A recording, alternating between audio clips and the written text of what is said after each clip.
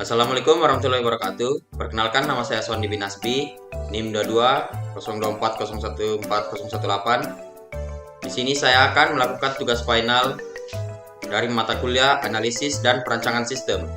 Langsung saja.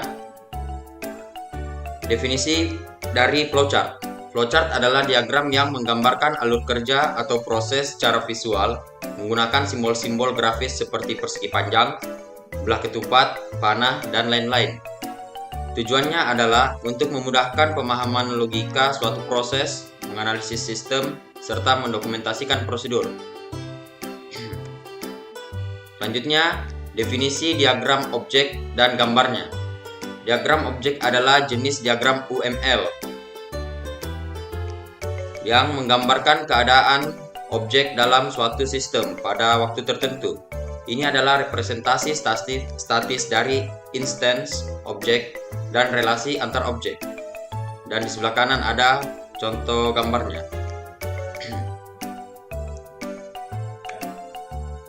Selanjutnya, proses desain interface.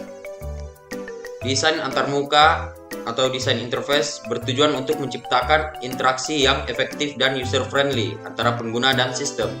Tahapan proses desain interface meliputi: yang pertama itu identifikasi kebutuhan pengguna, mengumpulkan kebutuhan pengguna melalui observasi, wawancara, dan survei. Yang kedua, perancangan sketsa awal,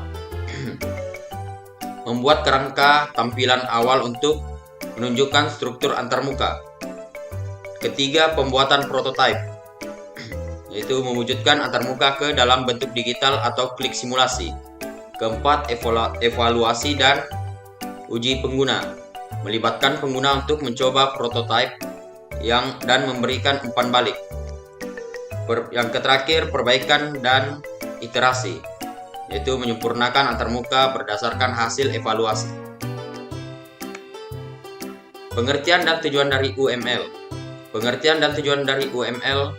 UML, Unified Modeling Language, adalah bahasa pemodelan standar yang digunakan untuk merancang dan mendokumentasikan sistem perangkat lunak berbasis OOP, atau yaitu dikenal sebagai Object Oriented Programming.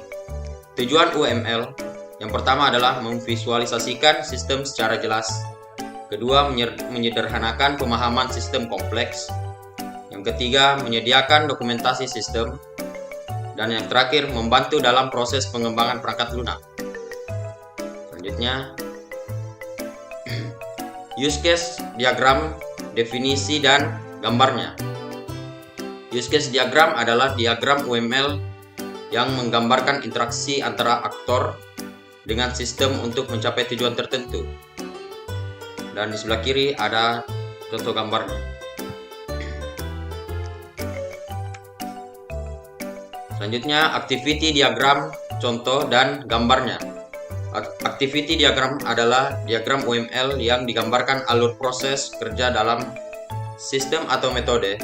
Biasanya digunakan untuk menggambarkan logika bisnis atau alur kerja.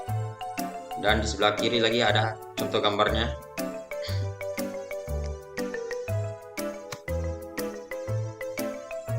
Dan selanjutnya, sequence diagram, manfaat dan penjelasan. Sequence diagram adalah diagram UML yang menunjukkan bagaimana objek berinteraksi satu sama lain berdasarkan urutan waktu, menunjukkan siapa yang memanggil siapa dan dalam urutan apa. Manfaat sequence diagram yang pertama adalah memahami urutan komunikasi antar objek. Yang kedua, merancang logika pemrosesan dalam sistem. Yang ketiga, menjadi referensi implementasi sistem. Dan yang keempat dan yang terakhir yaitu memudahkan pengujian interaksi modul. Dan di sebelah kanan ada contoh gambar. Dan mungkin itu saja dari saya yang bisa saya sampaikan.